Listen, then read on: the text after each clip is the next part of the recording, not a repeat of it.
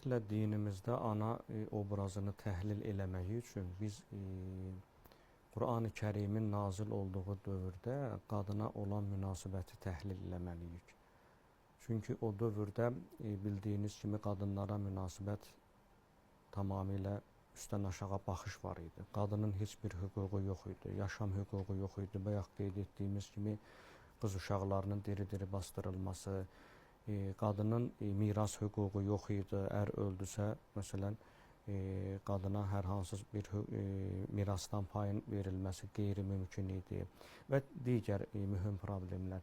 Ananın üzərinə düşən bir çox vəzifələr var. Lakin burada da biz görürük ki, anaya Qur'an-ı Kərim daha çox vəzifə verib. Baxın, məsələn, ana bir övladı dünyaya gətirir.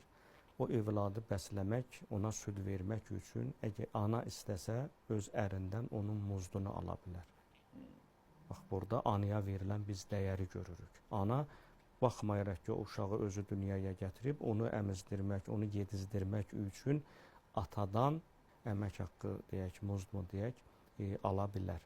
Digər bir mühüm məsələ, ananın övladı tərbiyə eləməkdə xüsusi bir rolu var.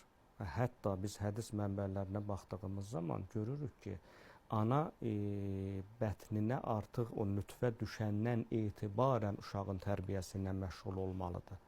Çünki bəzi qidaların qəbul edilməsini biz görürük ki, Peyğəmbər qadağan edir və səbəblərini də sadalayır. Hətta turş meyvələrin yeyilməsini belə tövsiyə etmir. Ki, gələcəkdə bəli, həmən dünyaya gələcək uşaqların xasiyyətində bir tündlük kimyasına da təsir edir. Bəli, ona görə də ananın məsuliyyəti ailədə daha böyükdür. Hətta ananın ev işlərini görməsi belə icbari deyil. Yəni, bütün bunların hamısı onu göstərir ki, ailədə qadının, xüsusilə də ki, ananın rolu tamamilə İslamda digər mədəniyyətlərə nisbətən fərqlidir.